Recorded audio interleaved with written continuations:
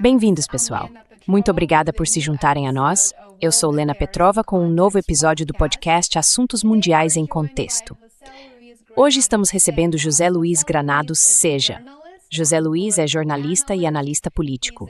Ele é cofundador do podcast Soberania e colaborador do Dropside News. José Luiz, bem-vindo ao programa. Muito obrigada por estar conosco. Muito obrigado por me convidar e por me dar a oportunidade de falar sobre a situação de importância crítica em Cuba nesse momento.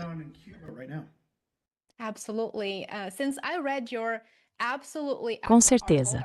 Desde que li seu excelente artigo publicado recentemente no Dropside News sobre a crise em Cuba, tenho aguardado ansiosamente para conversar com você sobre a catástrofe humanitária que está se desenrolando lá e o contexto geopolítico mais amplo que a alimenta. Trump ameaçou impor sanções a qualquer país que tente ajudar Cuba, e há relatos de que a ilha pode ter apenas cerca de 15 dias de combustível restante. José Luiz, você poderia contextualizar e nos ajudar a entender a situação em Cuba diante do bloqueio de Trump à ilha?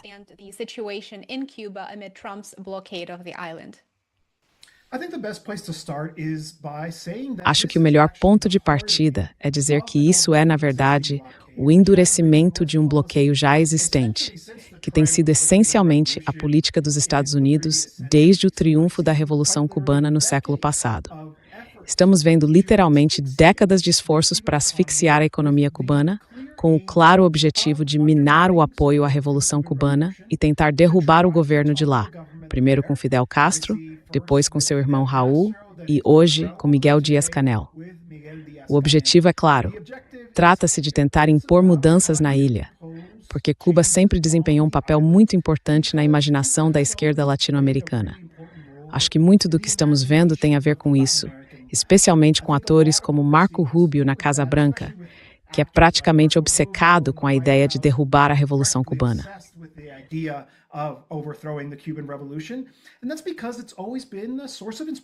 E isso porque sempre foi uma fonte de inspiração para a América Latina. Sabe, aqui na América Latina costumamos dizer que é o primeiro território livre da região. E com isso queremos dizer que conseguiu romper as correntes do imperialismo norte-americano, que basicamente minavam qualquer possibilidade de desenvolvimento humano ou progresso para o povo cubano antes da Revolução. E então agora temos essa política de bloqueio de petróleo, e esse é o termo correto. Isso é um bloqueio. Está sendo imposto pelo poderio militar dos Estados Unidos, com o envio da Marinha norte-americana e o apoio do Pentágono, para impedir que o combustível chegue a Cuba. E como você disse na sua introdução, o que estamos vendo é uma catástrofe humanitária provocada pelo homem em andamento.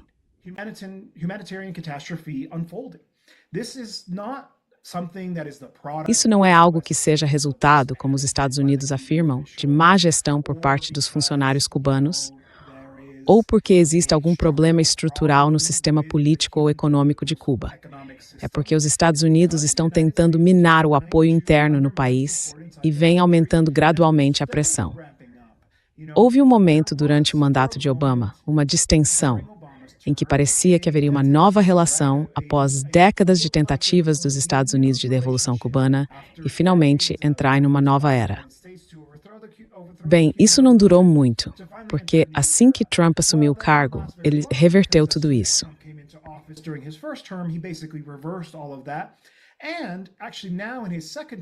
E agora, em seu segundo mandato, ele impôs novas medidas que tornaram as coisas ainda piores. Só para dar um exemplo, o bloqueio dos Estados Unidos, e acho importante especificar porque o chamamos de bloqueio e não de embargo, que é o termo que eles usam, é porque ele se aplica extraterritorialmente. Não é que Cuba não possa comercializar com os Estados Unidos. Isso seria uma coisa.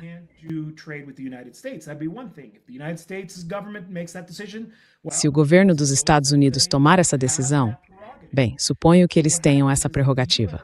O que acontece é que os Estados Unidos tentam impor isso extraterritorialmente, tentando impedir que outros países participem de qualquer tipo de comércio que esteja minimamente associado aos Estados Unidos.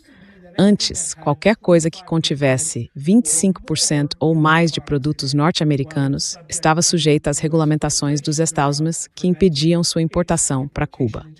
Em Trump, isso mudou isso para 10%, tornando impossível de dar certos produtos porque os componentes norte-americanos estão em toda parte.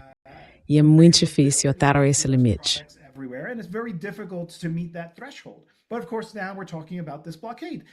Mas é claro, agora estamos falando sobre esse bloqueio.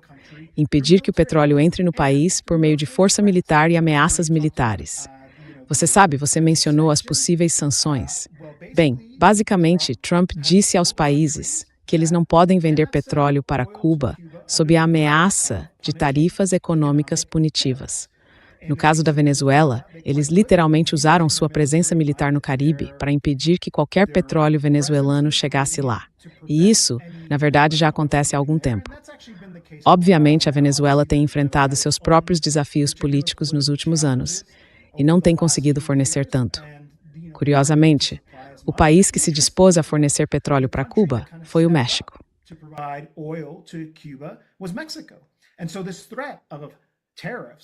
E assim, essa ameaça de tarifas a qualquer país que forneça petróleo a Cuba é essencialmente uma medida direcionada principalmente ao México. Veja, o México está em meio a negociações muito delicadas sobre o USMCA e teve de tomar a infeliz decisão de suspender suas vendas de petróleo a Cuba por medo de retaliação econômica dos Estados Unidos. O que é importante deixar claro, seria devastador para o México. É a principal relação comercial que o país tem com os Estados Unidos. Então, em vez disso, eles têm enviado ajuda humanitária, o que considero importante, pois transmite um sinal de apoio. Mas, essencialmente, se a situação não mudar, as coisas podem se tornar muito, muito dramáticas dentro de Cuba, como de certa forma já estão.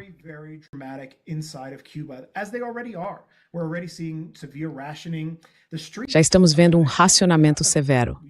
As ruas de Havana, a capital, onde muitas pessoas talvez já tenham visitado antes, estão começando a se encher de lixo, porque o Estado cubano não consegue fornecer combustível para os caminhões de coleta. E claro, isso abre espaço para possíveis focos de infecção. Obviamente, prejudica a imagem do país. E esse é apenas um exemplo. Quero dizer, se o petróleo acabar, os hospitais não conseguirão funcionar, as crianças não poderão ir à escola, os táxis não poderão levar as pessoas aos seus compromissos. Basicamente, seria uma situação em que o país ficaria paralisado, congelado no tempo. E é por isso que é tão importante reagir a isso, porque é apenas os Estados Unidos impondo sua força para conseguir o que quer, que é, claro, tentar fazer com que os cubanos se alinhem à política norte-americana na região.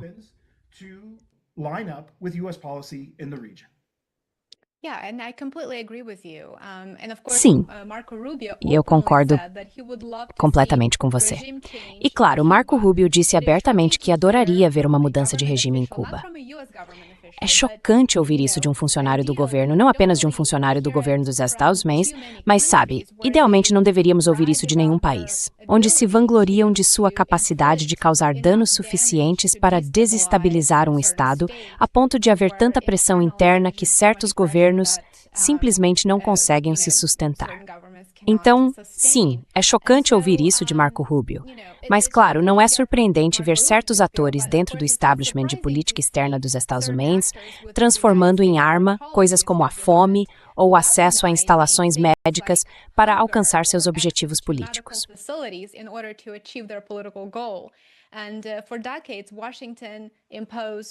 Por décadas, Washington impôs sanções econômicas devastadoras à Síria e ao Irã, que atingiram principalmente as populações civis. É a mesma coisa que estão fazendo em Cuba, tentando desestabilizar o país por dentro e provocar uma mudança de regime.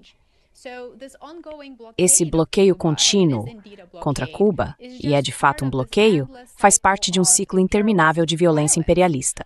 Mas enfraquecer Cuba só criaria mais refugiados e mais instabilidade na região.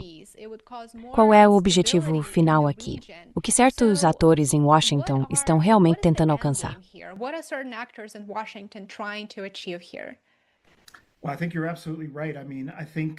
Bem, acho que você está absolutamente certo.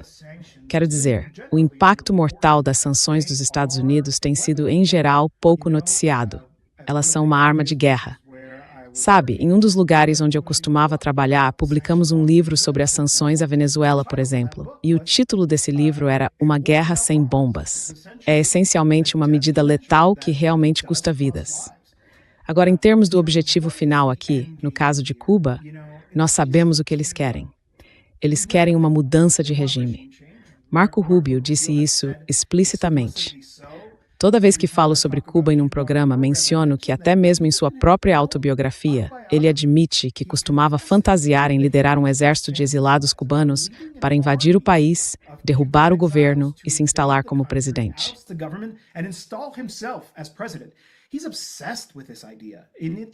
Ele é obcecado por essa ideia. Muito disso tem a ver com o fato de que, bem, de onde ele é? Ele é de Miami. É o centro dessas políticas anticubanas e veementes, que de muitas maneiras, apesar de seu pequeno número, têm uma influência desproporcional e conseguem impactar a política externa dos Estados Unidos. Como eu disse, tivemos aquele breve momento em que parecia que a situação ia mudar, mas depois tudo voltou ao antigo relacionamento. Então sabemos o que eles querem. Agora, você tem razão no sentido de que essa situação, se eles criarem o tipo de caos que uma mudança de regime inevitavelmente produziria dentro de Cuba, certamente levaria a uma onda de migração.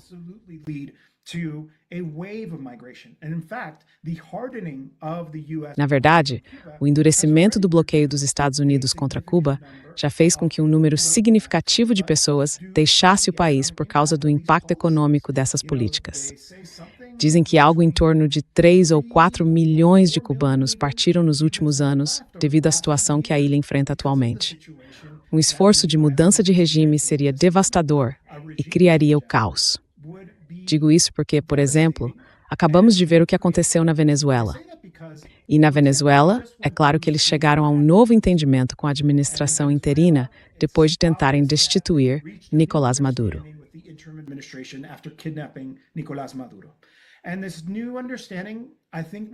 E esse novo entendimento, acredito, em muitos aspectos veio do fato de que eles perceberam que se tentassem colocar uma líder da oposição, como Maria Corina Machado, por exemplo, seria uma situação muito difícil de administrar. Acima de tudo, os Estados Unidos estavam interessados em permitir a penetração do capital petrolífero norte-americano na Venezuela e em usar a exportação de petróleo como um instrumento geopolítico. Veja, temos observado que o petróleo venezuelano agora é sendo enviado para lugares como Israel. Agora não é a Venezuela que está fazendo isso, porque os Estados Unidos, na verdade, controlam os compradores, ou até para lugares como a Índia, a fim de levá-los a reduzir sua dependência do petróleo russo, por exemplo.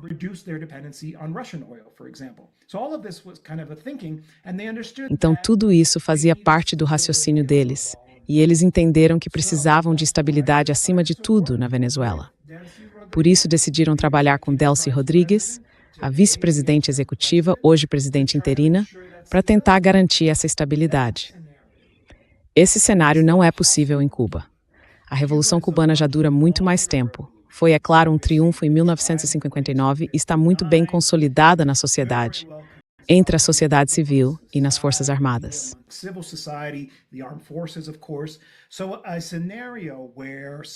Então, um cenário em que alguém, digamos, alguém dos escalões médios da administração cubana, pudesse se destacar e desempenhar um papel semelhante ao de Delcy Rodrigues, alguém em quem se possa confiar para garantir estabilidade, isso não existe em Cuba. O que haveria seria o caos, uma situação muito difícil de controlar. E é claro, os cubanos também defendem sua soberania, defendem sua revolução. E se os Estados Unidos interviessem tentando derrubar o regime, bem, seria uma situação em que o povo defenderia seu país, seus interesses e sua liderança, o que obviamente criaria muitos problemas.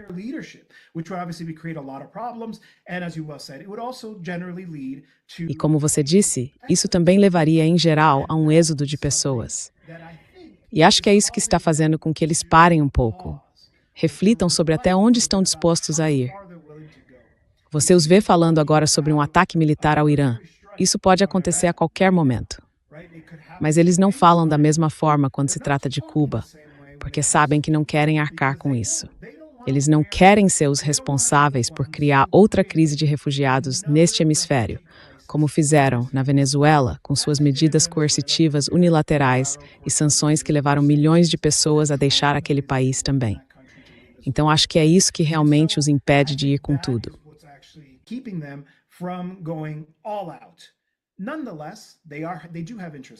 Ainda assim, eles têm interesses ali. Acho que querem enviar um sinal à região, dizer que nem mesmo a Revolução Cubana está a salvo do imperialismo dos Estados Unidos, mostrar que podem exercer esse tipo de autoridade para abusar e punir pessoas, a população cubana, por meio de punição coletiva, o que é um crime de guerra. E também suspeito que parte disso é, mais uma vez, uma tentativa de retirar o capital norte-americano de locais dentro de Cuba. Você sabe, o turismo é um setor realmente importante para a economia cubana hoje. Obviamente, ele sofreu muito, especialmente desde a pandemia. E com essa situação, os aviões, infelizmente, não conseguem reabastecer em Cuba neste momento.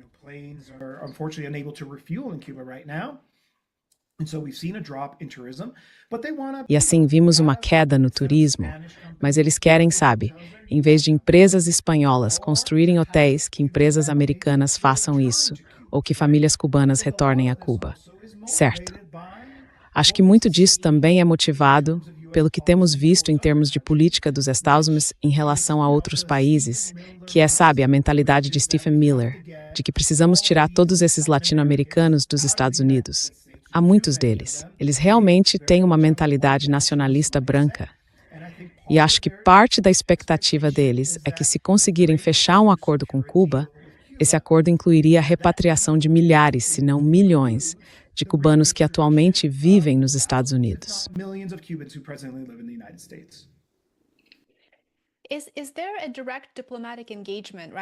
Existe, neste momento, um engajamento diplomático direto entre Washington e o governo cubano em alto nível para evitar um colapso total da infraestrutura de Cuba, que sabemos estar ultrapassada justamente por causa da política externa dos Estados Unidos e de suas tentativas de aniquilar qualquer coisa em seu caminho para mudar o governo em Cuba?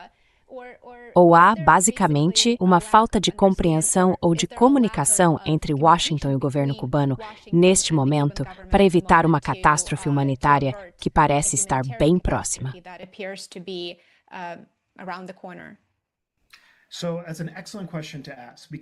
Essa é uma excelente pergunta, porque se você ouvir o Trump, parece que há conversas em andamento. Ele fala sobre como o Rubio está em contato com autoridades de alto escalão. Nós publicamos um relatório baseado em fontes tanto do governo dos Estados Unidos quanto do governo cubano, confirmando que negociações de alto nível não estão acontecendo neste momento. Há alguma troca de comunicações, mas nada que chegue ao nível de um diálogo. Na verdade, um dos artigos que afirmava que essas conversas estavam ocorrendo mencionava uma figura do secretário de Relações Exteriores aqui no México, Efraín Valderrama, e outra fonte confirmou que não. Valderrama não está envolvido.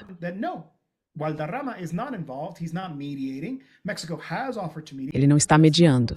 O México se ofereceu para mediar, mas não é isso que está acontecendo. Então temos esses rumores circulando e o próprio Trump dizendo isso, quando na verdade não há negociações de alto nível acontecendo. Algo realmente importante de lembrar é que, quando se trata das relações entre Cuba e os Estados Unidos, para os cubanos, essas negociações só ocorrem no mais alto nível. Não existem negociações de nível intermediário, como costuma acontecer entre dois estados, em que as coisas são resolvidas e depois os grandes líderes entram em cena. Esse não é o caso de Cuba. Como é algo muito sensível para eles, tudo é tratado no mais alto nível.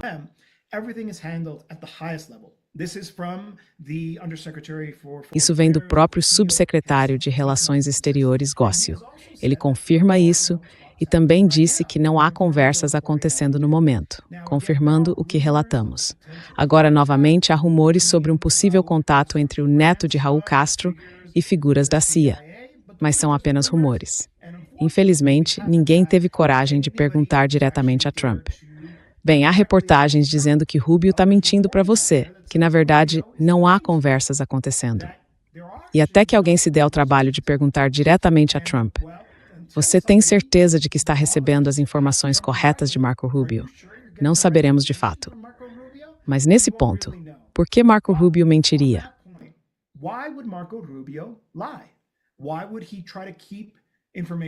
Por que ele tentaria esconder informações de Trump ou deixá-lo acreditar que há negociações acontecendo quando não há? Bem, acho que isso faz parte do raciocínio dele. Ele teve que aceitar uma situação que não era ideal para sua visão política. No caso da Venezuela, ele foi um grande defensor de Maria Corina Machado e da oposição venezuelana mais radical de modo geral, querendo encontrar uma forma de colocá-los no poder. Isso não aconteceu, como acabamos de discutir. Então ele teve que, digamos, aceitar essa derrota. Mas em relação a Cuba, ele está pressionando com força. Ele quer uma mudança de regime lá e acho que ainda está buscando essa possibilidade, garantindo que isso não seja descartado.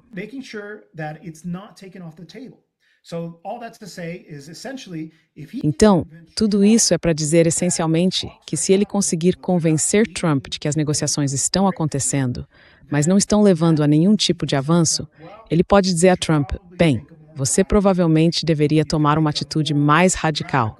Você pode tomar uma decisão mais radical. Esses cubanos não estão dispostos a trabalhar conosco. Você vai precisar, sabe, empregar a opção militar, por exemplo. Essa é a hipótese com a qual estamos trabalhando aqui. Porque ele pode estar sendo pouco claro ou não transparente sobre o que realmente está acontecendo. E só para encerrar essa questão, eu diria que os cubanos têm sido muito claros. Eles querem conversar, estão dispostos a sentar à mesa, chegar a um acordo, obviamente não estão dispostos a abrir mão de sua soberania.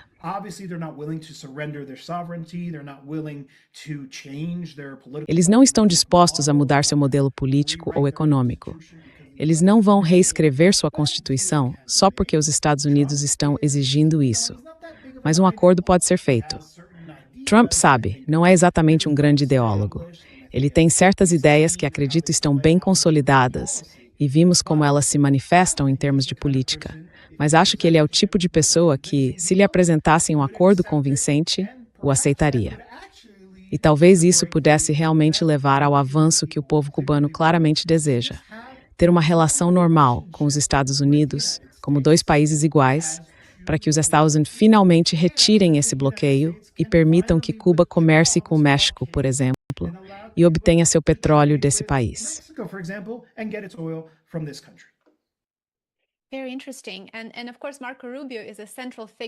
Muito interessante. E, claro, Marco Rubio é uma figura central nisso. Parece que ele é fortemente influenciado por um certo grupo de interesse na Flórida, que tem ligação com Cuba e está promovendo essa agenda. Você poderia falar um pouco sobre a conexão entre o lobby da Flórida e a campanha de Marco Rubio para possivelmente desinformar Trump sobre a situação real, não apenas em Cuba, mas também sobre a falta de diálogo contínuo entre Cuba e Washington?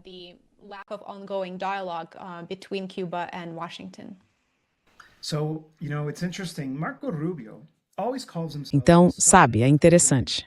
Marco Rubio sempre se apresenta como filho de exilados cubanos, e ele foi meio vago sobre a história da família, porque, na verdade, ele nasceu nos Estados Unidos. Mas os pais dele não deixaram Cuba por causa de Castro ou da Revolução Cubana. Eles saíram anos antes, sob o regime do ditador de direita Batista, apoiado pelos Strazum. Então ele meio que levou as pessoas a acreditarem que era como aquelas outras pessoas aqui na Flórida, que são veementemente anticomunistas, porque tiveram que deixar tudo o que conheciam em Cuba para vir para os Estados Unidos, quando isso não é exatamente o caso na situação dele. E isso mostra o quanto é importante para os políticos na Flórida se posicionar como um fervoroso ativista anticomunista. E você tem razão. A Flórida é o centro desse tipo de pensamento.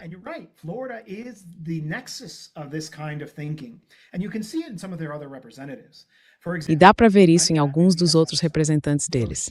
Por exemplo, Maria Elvira Salazar. Ela está em campanha, basicamente sente o cheiro de sangue. Ela acha que este é o momento em que realmente podem derrubar a Revolução Cubana. Ela tem postado coisas do tipo: sim, o sofrimento realmente dói em todos nós, mas vale a pena pelo preço da liberdade. Estou parafraseando aqui, mas esse é o pensamento deles. Eles ficam mais do que satisfeitos em ver bebês morrendo em incubadoras porque não há eletricidade, se isso significar liberdade, entre aspas, para Cuba. E é parecido com outros, como Carlos Giménez, por exemplo. Outro dia mesmo, ele publicou uma imagem gerada por IA, supostamente mostrando a carne moída, feita dos 32 cubanos que foram mortos a sangue frio na Venezuela enquanto protegiam Nicolás Maduro. Quer dizer, esse cara diz que é cubano, diz que nasceu em Cuba.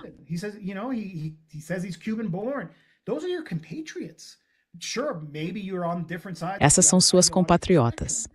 Claro, talvez vocês estejam em lados diferentes do espectro ideológico, mas elas morreram a serviço de seu país e a serviço da Venezuela. Elas também são cidadãs cubanas. Colocar uma imagem mostrando-as como carne moída, literalmente dizia feito na Venezuela, é profundamente ofensivo. Quero dizer, é assim que eles pensam, que matar pessoas na Venezuela e se vangloriar disso é de alguma forma uma posição política aceitável, porque é assim de intensa e agressiva a mentalidade anticomunista na Flórida. Quero dizer, esse tipo de coisa em uma parte mais sensata do mundo, obviamente seria recebido com muita rejeição, porque é grotesco, na minha opinião.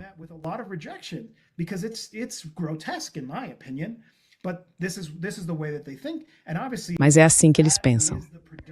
E, obviamente, essa é a mentalidade predominante entre os políticos da Flórida. E isso realmente tem um efeito enorme. Acho que outro ponto importante a considerar é o atual equilíbrio de forças no Congresso dos Estados Unidos. Eles conseguem ter ainda mais influência do que já têm, por causa do equilíbrio delicado na Câmara Baixa.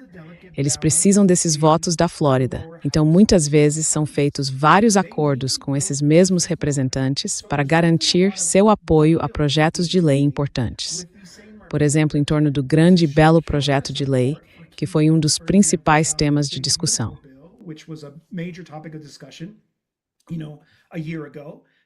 Sabe, há um ano, com a legislação emblemática de Trump, houve alguma resistência da parte deles e basicamente disseram, você tem que nos dar algo em troca, certo? Tem que, porque você não está disposto a fazer o que queremos em relação à política para a América Latina. Se quiser nossos votos, tem que fazer isso. E assim eles conseguem usar a influência que têm por causa daquela maioria muito estreita que os republicanos mantêm no Congresso e a exercem de forma bastante eficaz. Acho que parte do motivo de vermos alguém como Marco Rubio na Casa Branca, que não é apenas o secretário de Estado, mas também o assessor de segurança nacional, é justamente a influência desses grupos.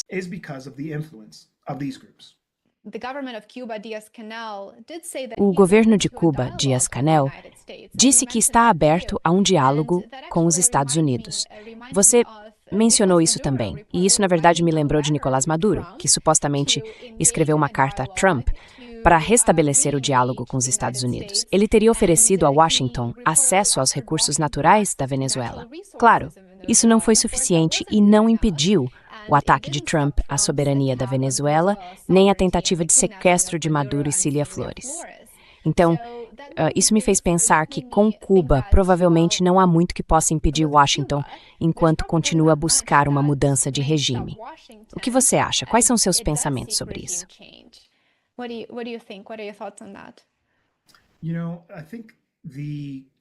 Acho que o sucesso, se é que podemos chamar assim, da operação dos Estados Unidos na Venezuela, realmente encorajou a Casa Branca. Eles sentem que podem forçar os limites do que é possível em termos de seus objetivos de política externa na região. Acho importante analisar isso, porque se você olhar documentos como a Estratégia de Segurança Nacional publicada há pouco tempo, fica claro que há uma reorientação de atenção para este hemisfério, para a América Latina, para o hemisfério ocidental. Minha hipótese é que se trata de uma retirada estratégica. Acho que eles perceberam que a luta pela hegemonia global não pode ser vencida nento.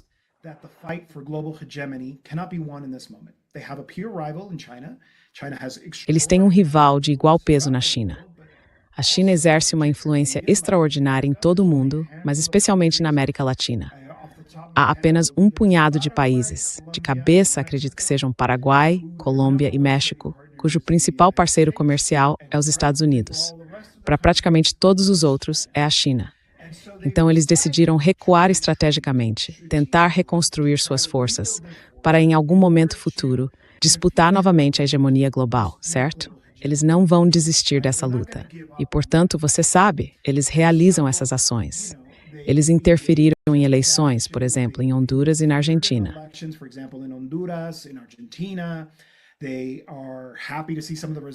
Eles estão felizes em ver alguns dos resultados em outros lugares, como no Chile, onde um ator de extrema-direita está prestes a assumir o cargo. Então, eles estão realmente pressionando por mais.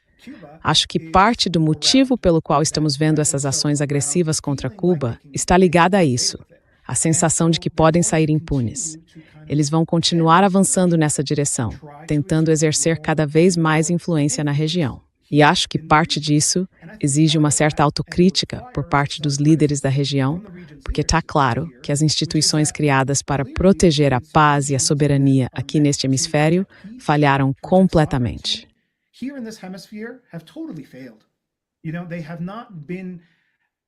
Sabe, eles não conseguiram estar à altura da situação. Nós, obviamente, conhecemos a OEA. O próprio Fidel Castro costumava chamá-la de Ministério das Colônias dos Estados Unidos. Então, nunca foi realmente uma instituição que servisse aos interesses dos povos da América Latina. Mas vimos a criação nesse século da CELAC, a Comunidade de Estados Latino-Americanos e Caribenhos. Onde está a CELAC? Por que eles não conseguiram adotar uma posição firme sobre isso? E quando vimos o sequestro de um chefe de Estado em exercício, quando vimos uma campanha de execuções extrajudiciais, assim chamadas por especialistas da ONU, no Caribe e no Pacífico Oriental?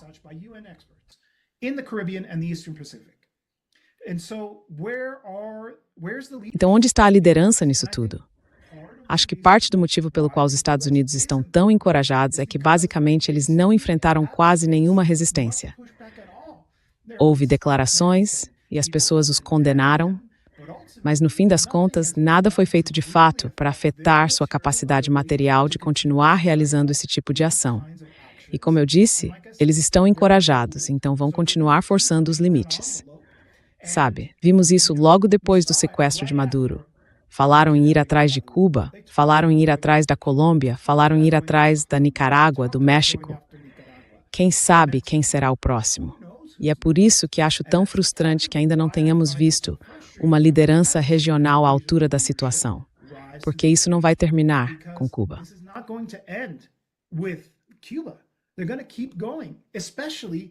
Eles vão continuar, especialmente se tiverem sucesso em alcançar seus objetivos políticos de curto prazo aqui nesta região, certo?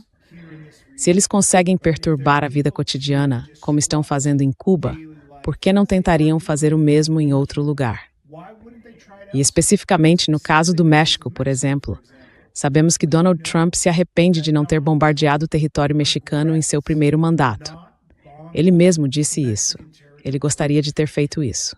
Há muitas pessoas em seu círculo íntimo que querem realizar ações militares unilaterais dentro do território mexicano. O fato de isso não ter acontecido é, na verdade, um mérito da presidente mexicana Claudia Sheinbaum, que deixou muito claro, em todas essas conversas regulares entre a Cidade do México e Washington, que essa é uma linha vermelha e que isso abalaria completamente a relação entre os Estados Unidos e o México.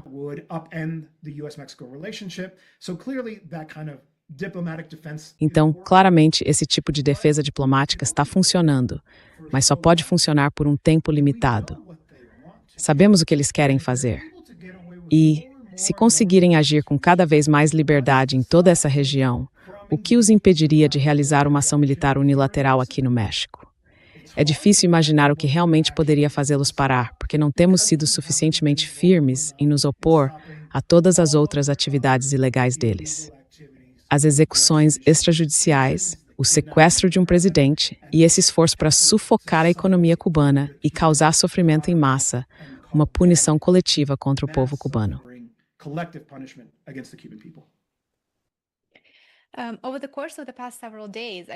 Nos últimos dias, tenho visto vários vídeos de propaganda que estão claramente direcionados, ao que me parece, à população dos Estados Unidos. Eles estão promovendo a ideia de que os Estados Unidos precisam levar, entre aspas, liberdade a Cuba.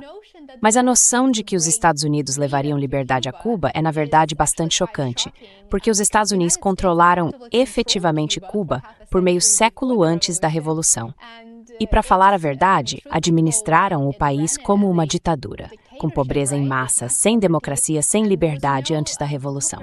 Então, vamos supor que Washington consiga o que quer e que Cuba entre em colapso. Vamos supor esse pior cenário. O que isso significaria para o povo cubano?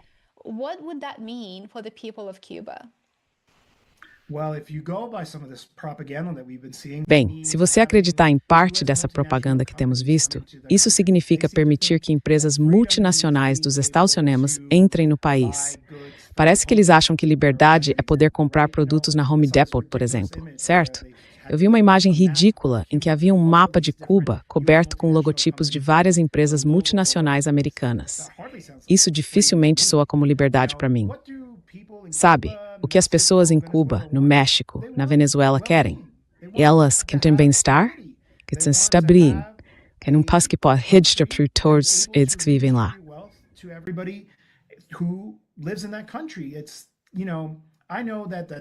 Sabe, eu sei que esse termo, redistribuição de riqueza, é controverso nos Estados Unidos, mas não é na América Latina. São países muito ricos. Temos tantos recursos e uma população altamente educada. Isso é especialmente verdadeiro no caso dos cubanos. Eles têm médicos, advogados, analistas e especialistas, tantos que parte de seus esforços de solidariedade tem sido enviar alguns deles para outros países, por exemplo, em campanhas de alfabetização ou como médicos atuando em comunidades carentes que talvez nunca tenham visto um médico antes. Há um talento incrível ali.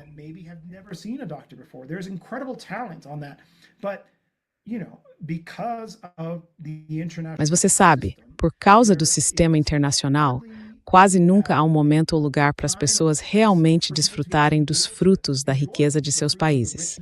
Porque, bem, existem essas multinacionais dos Estados Unidos, por exemplo, que chegam e extraem recursos ou riqueza, ou se beneficiam de uma força de trabalho altamente qualificada e então levam toda essa riqueza de volta para os Estados Unidos. Então, liberdade, aos olhos deles, significaria exploração, sofrimento, baixos salários e a necessidade de competir com produtos alimentícios fortemente subsidiados dos Estados Unidos, em vez de apoiar as comunidades agrícolas locais que produzem o alimento de que as pessoas precisam.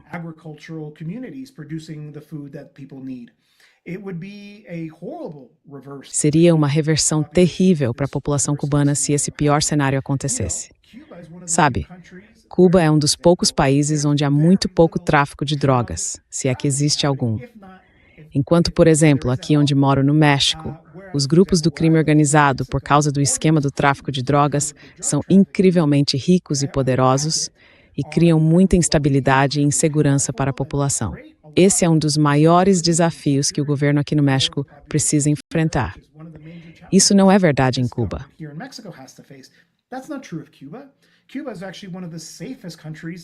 Cuba é, na verdade, um dos países mais seguros do mundo. Sabe, eles têm educação garantida até a universidade. Na verdade, a universidade teve que fechar por causa desse bloqueio de petróleo agora, já que não conseguem atender a demanda para oferecer uma educação adequada. Certo? Então, todas essas coisas provavelmente seriam revertidas. Se você quiser ter uma ideia de como seria Cuba sob o jugo do imperialismo dos Estados Unidos, dê uma olhada no Haiti. E o Haiti está nessa situação por causa de intervenções constantes, não por causa do povo haitiano.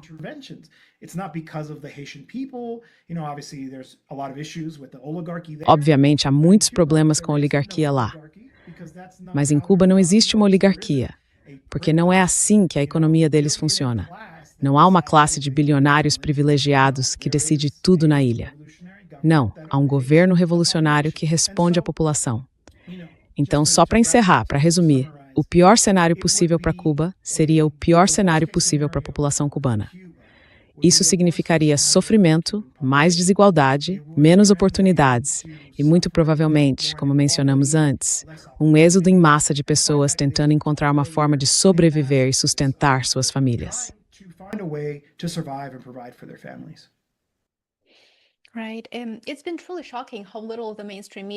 Certo. Tem sido realmente chocante o quão pouco a grande mídia tem noticiado sobre isso. Eu sei que você mencionou a reportagem do New York Times, mas ainda não vimos muitos artigos descrevendo a situação ou realmente analisando o impacto da política externa em Cuba.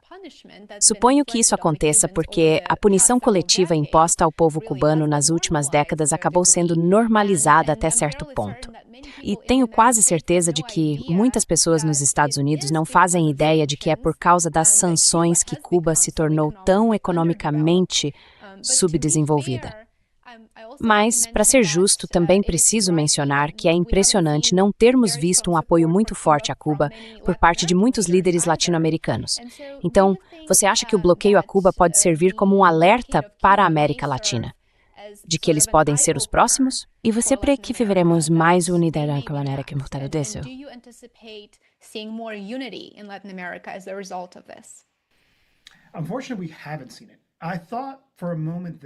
Infelizmente, não vimos isso acontecer. Por um momento, pensei que talvez esse tipo de postura agressiva da Casa Branca servisse como o alerta de que você está falando. Mas isso não aconteceu. Durante os mandatos de George W. Bush, vimos exatamente isso. Ele era uma figura tão odiosa aqui na América Latina que acabou servindo como um ponto de união, nem numa forma de as pessoas sentirem que era necessário buscar unidade e criar novos laços dentro da região por causa do que George W. Bush representava. Uma forma mais severa e mais agressiva de imperialismo, dada, por exemplo, sua invasão e ocupação do Iraque. Mas o mesmo não aconteceu agora. E acho que muito disso se deve ao fato de que há um frio na espinha da maior parte da liderança daqui. Acho que há realmente uma preocupação de que eles possam ser os próximos. I think there really is a concern that they could be next. And instead of viewing that situation and saying, they're going to pick us Em vez de olhar para essa situação e dizer, eles vão nos eliminar um por um, então devemos nos unir, parece haver quase um instinto de simplesmente sobreviver, de fazer o que for necessário. Por exemplo, temos o caso de Gustavo Petro. Ele é um político muito expressivo, tem muito a dizer e usa suas redes sociais de forma consistente e agressiva. Mas desde sua reunião com Trump, quando viajou a Washington, ele tem estado bem mais silencioso sobre a Palestina, sobre os bombardeios nas águas de seu país e sobre Cuba. Acho que parte disso é uma espécie de reconhecimento de que se ele aliviar as críticas, talvez a Colômbia seja poupada, e possivelmente isso funcione no curto prazo. O México basicamente fez a mesma aposta, dizendo, não podemos fazer nada que afete o México negativamente. we cannot do anything that will affect Mexico negatively. And that is almost word for word what President Sheinbaum has said. E isso é quase palavra por palavra o que a presidente Sheinbaum disse. E é verdade, isso conteve os Estados Unidos, mas apenas a curto prazo. Eu defendi que ao ceder no curto prazo, você na verdade está prejudicando o país no longo prazo.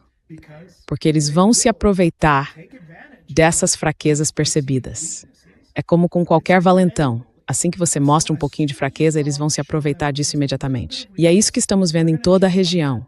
Razão pela qual você tem visto outros líderes políticos. Which is why you've seen other political leaders, for example, I often cite the comments of Guillaume Long. Por exemplo, costumo citar os comentários de Guillaume Long, ex-ministro das Relações Exteriores do Equador durante o governo de Rafael Correa, que vem enfatizando que este é o momento de reconstruirmos essas instituições regionais, de entender o que lhes falta para apresentar uma frente mais unida diante dessa agressão. E eu defendi que se essas organizações não quiserem ou não puderem ser reconstruídas agora, o que é algo difícil de imaginar, dado que há Bukeles e Noboas governando países desta região e Cast no Chile, todos mais do que dispostos a entregar tudo aos Estados Unidos. Então será muito difícil chegar a um acordo desse tipo. Descubra quem são seus aliados e forme coalizões ad hoc, se for preciso, certo?